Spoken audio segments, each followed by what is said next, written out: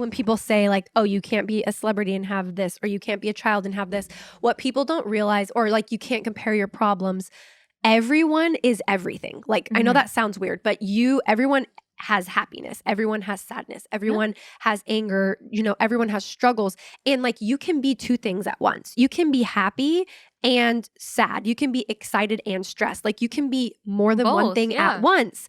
And so people can look at you and be like, you have so much to be happy for. Why are you blah, blah, blah?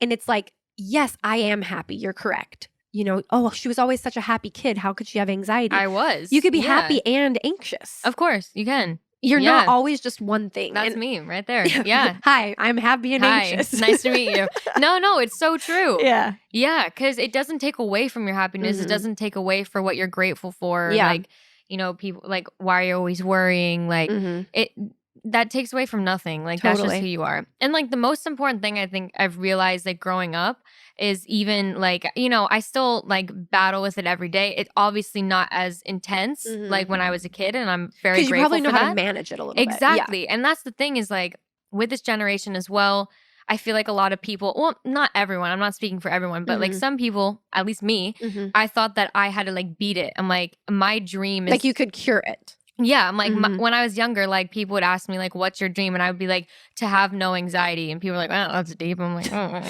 But I'm sorry. You're like 9. Sorry, I took it there. I want to never be anxious again. They're like, ooh. But you like realize like, that's just... You just have to deal with it, and you have to learn how to manage it and deal with it, because it's never going to go away. That's just how your brain works. It's how you're wired.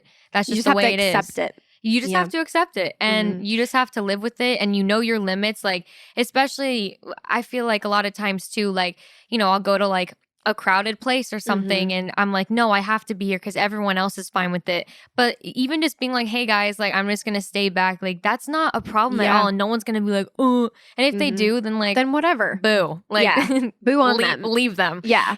I think it's important to know your triggers. Yes, and to like, and they're different for everybody. Yeah, and to put your like self-care first. I think that's really important too, because I feel like, you know, when you're a kid, you're like, oh, I just want to like do what everyone else is doing, but and make everybody else happy. Yeah, but sometimes like it's like very taxing on you and on your mental. I learned that as well. Yeah, I'm like, why am I pushing myself when I'm not going to be okay at the end of this? So like, you know, just you know, sometimes like being at home is like good too.